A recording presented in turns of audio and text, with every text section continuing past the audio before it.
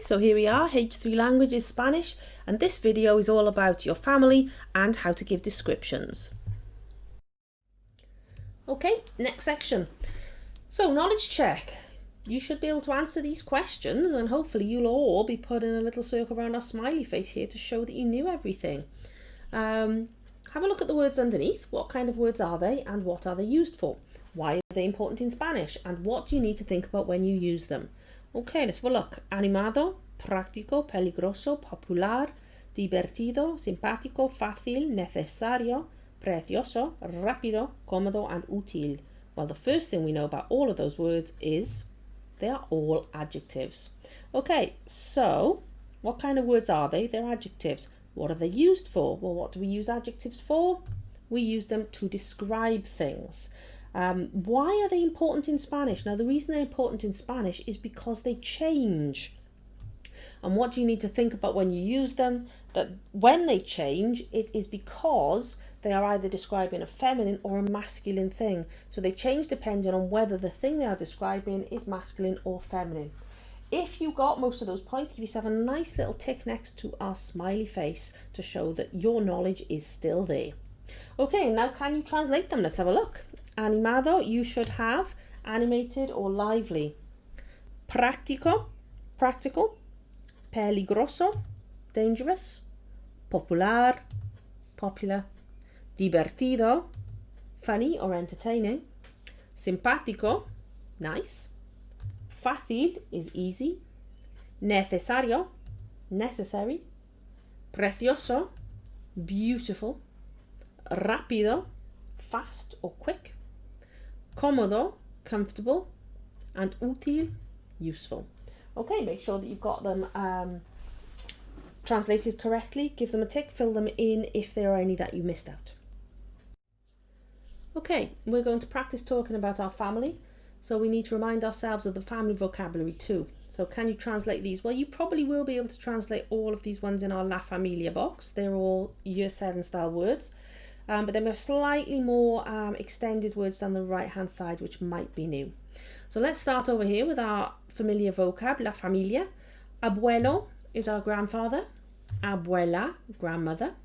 Papa is dad. And mama is mum. And don't forget that you've got padre for father and madre for mother as well. Then you've got your tío, who's your uncle, and your tía, who's your aunt. Your hermano on the bottom line is your brother. Then I'm in the middle, so that's me. And mi hermana is my sister. And then on the right hand side down there, we've got two cousins. You should be able to tell that primo is your male cousin and prima is your female cousin. And because all of these family words really relate to a male or a female equivalent, you'll spot these O's and A's all the way through. Every single one will end in an O or an A, depending on whether they are a male or a female relative. Okay, down the right hand side, we've got some slightly new ones. Right, hermana is already in there. Hermanastra is our step or half sister, and that's the same for both of those words in English. Hermanastro, you should be able to guess then, if the A was the step or half sister, the O was the step or half brother. Then we've got our O and our A, so an hijo and an hija. Hijo is our son, so therefore you should be able to guess that hija is our daughter. Padrastro, so this is padre and madre. So again, we've got this astro and astra like we had up here. So padre plus the astro give us padrastro, which is our stepfather, and gives us madrastra, which is our stepmother. Then we've got abuelo, which we know because here he is over here, our grandfather. Then we've got bis. When we add that bis onto it, we end up with our great-grandfather. So our bisabuela is our great-grandmother. Okay, here we are. Plenty of vocab on this page to get us started. We've got a whole board about being able to talk about yourself. We've got soy. So remember, if you're a boy, you will be soy moreno. And if you're a girl, you will say soy morena, for I am brown-haired. Same with rubio and rubia. So I am blonde, castaño, castaña, pelirrojo, pelirroja, calvo, calva. Okay. Tengo pecas means I have freckles. And then this tengo I have can go with tengo el pelo moreno. I have brown hair. Tengo el pelo rubio. I have blonde hair. Tengo el pelo castaño. I have chestnut hair, and tengo el pelo rojo. I've got red hair. Okay, over here we've got tengo, and this is more detail about hair. So colours are over here. On this side we've got el pelo corto for short, el pelo rizado for curly, el pelo liso for straight, el pelo largo for long, el pelo ondulado if you have wavy hair. Now we're down into eyes, again colours of eyes. So you're starting with tengo, los ojos azules, los ojos verdes, los ojos marrones, and los ojos grises. And then we've got another thing with soy at the bottom here. You might be delgado or delgada, so slim. You might be gordo or gorda, so you might be fat. You might be bajo or baja for short, or you might be alto or alta. Okay, over here we've got some extra information. If you want to say that you wear glasses, you say llevo gafas. The weird one is that they talk about wearing a moustache and a beard. So we would obviously say, I have a moustache, I have a beard. When you're doing the Spanish, you need to use llevo. Llevo bigote, llevo barba. And remember, if you want to say you don't have them, you just need to put that no in front of it. So no llevo gafas, no soy gordo, no llevo bigote. Okay?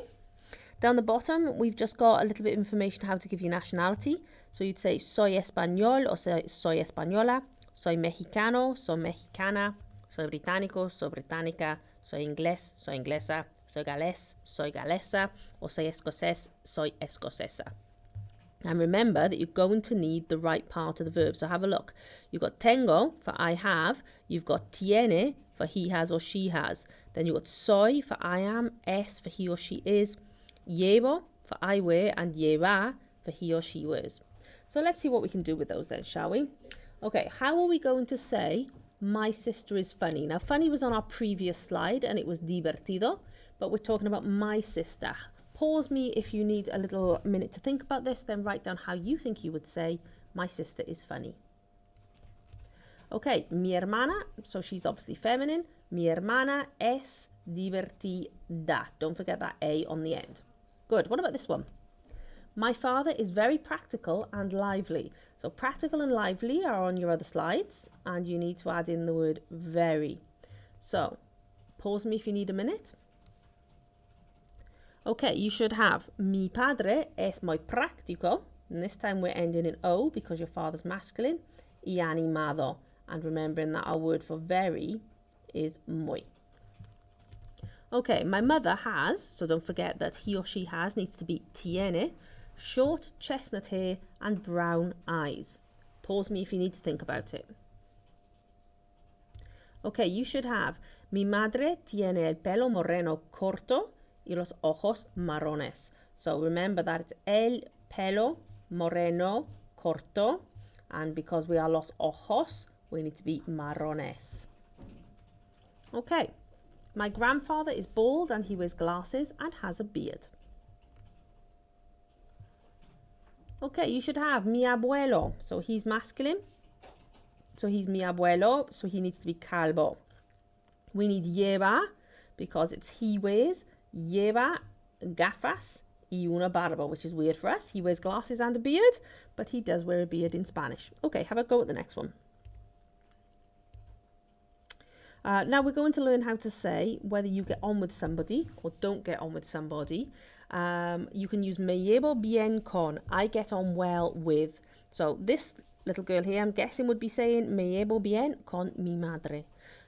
If you don't get on with somebody very well, you can just put a no in front and say no me llevo bien con. So maybe no me llevo bien con mi hermano. So I don't get on with my brother.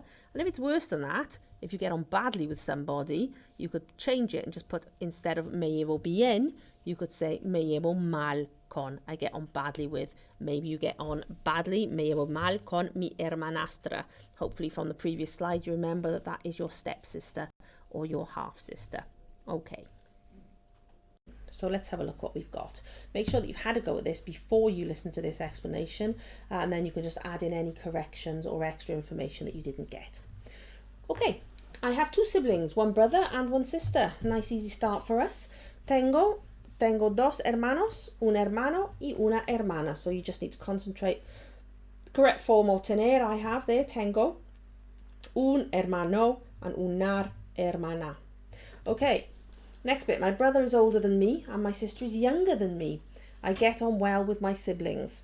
So you should have mi hermano es mayor que yo, older than I.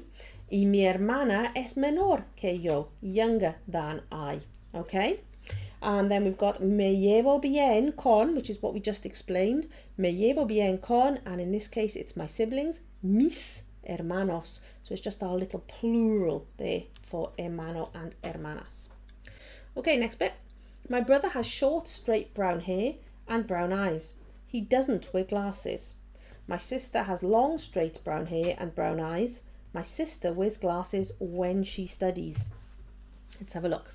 So, mi hermano, now we need to know that tiene is he or she has. In this case, it's he has. So, mi hermano tiene el pelo marrón corto y liso. So make sure you get that colour next to hair. So when you say anything about people's hair, you go with el pelo, then the colour, then the extra information. Y los ojos marrones. Remember that you need plural ojos because you've got more than one eye. And marrones, so plural on your colour. Mi hermana, my sister, tiene el pelo marrón, has, again, brown hair. El pelo marrón largo, so this time it's long brown hair, y liso and straight, y los ojos marrones. Mi hermana lleva gafas, and then that extra little bit there, when she studies. To study is estudiar, so you take the AR off, and because it's she, you need to put a little A back on, so cuando estudia. My brother is very tall and slim. My sister is quite short and very slim. Okay, so mi hermano, remember these need to agree. So he's muy alto and delgado. Mi hermana es bastante baja and muy delgada. Okay, so make sure that your endings, when you're talking about your brother, they need to be masculine with O's. When you're talking about the sister, they need to be feminine with A's. And our last bit, I am not tall, but I'm not short. I have short curly blonde hair and I have brown eyes. So let's have a look. No soy alto. Right, I am not tall. So we should be able to tell if it's an alto who is talking, a boy or a girl. That's right, it has to be a boy. Pero tampoco. Now you could have said pero no soy, but I am not. But it's much nicer to put this tampoco in, which means I'm neither. So I'm not tall, but neither am I short. Pero tampoco soy bajo. And there's our O again, because we're a boy. Tengo el pelo rubio, corto. So pelo with blonde next to it, rubio. Corto, short. Y rizado, and curly. Y tengo los ojos marrones. Okay, have a look through it. Double check what you've got. Correct anything that you didn't get right the first time round. And it makes sense when you've corrected something to write down what it was that was different that you didn't think of the first time you went through it. So hopefully you won't make that mistake again. Okay, well done.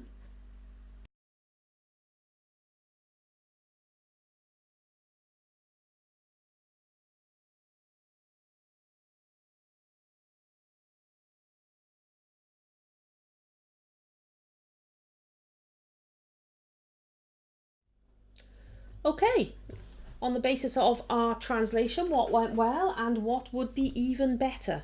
So what went well? Did you remember a lot of the description vocabulary without checking back? If you did, that's a really good thing, and it means that you will be going much faster when you're looking at tasks like this in the future. Did you get your verbs accurate? Were they correct? Did you remember how to change them for he and for she? And did you include all parts of the translation? Might seem really simple, but it's going to be important if you sit in front of a GCSE exam paper that you include all of the elements that are in that translation, rather than sometimes you read them too quickly and you miss little bits out, or you don't check over it and you think you've included something and actually when you read the Spanish you haven't. Okay, even better if. It would definitely be better, obviously, if you learned the description vocabulary. It means that you are quicker and more accurate, and it will be better if you learn how to make your adjectives agree with the things that they describe. Okay, so what are we going to have for dirt on this one? Well, do you know what? At this stage, we're working at creating in terms of thinking skills. We want to use these ideas to make something new, to design and to compose. So what can we do for our dirt, for our dedicated improvement and reflection time? Well, I want you to think about how you can get better. Look at your personal even better ifs and choose at least one of the tasks below. They all start with use the translation as an example and do. So use the translation as an example and do what? Well, number one, you could write about yourself and your family. Number two, you could make a video using this new language, and you could either use your own family or you could talk about a famous television family, either as if you were part of the family or just talking about them. And you could use that then in a video with photographs from the internet or perhaps even parts of video of your own family. And number three, make an infographic. Right, an infographic, what is it? An infographic is information in a graphic form. So it's lots of information with pictures, with arrows, with colours, with different sections. Really, really helps you to remember what you've written down. Much better for learning and for revision than simply writing out information, and completely different to a poster, because posters are really, really short pieces of information. I don't want short pieces of information. I want plenty of information on this infographic so that I can see that you've understood everything.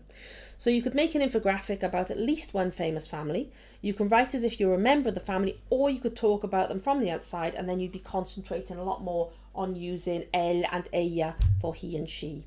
Okay, well, that's brilliant. Thank you very much for watching this. I hope that you've gone through all of your information, got your corrections sorted, and I'll be able to talk to you about it all on our Google Meet.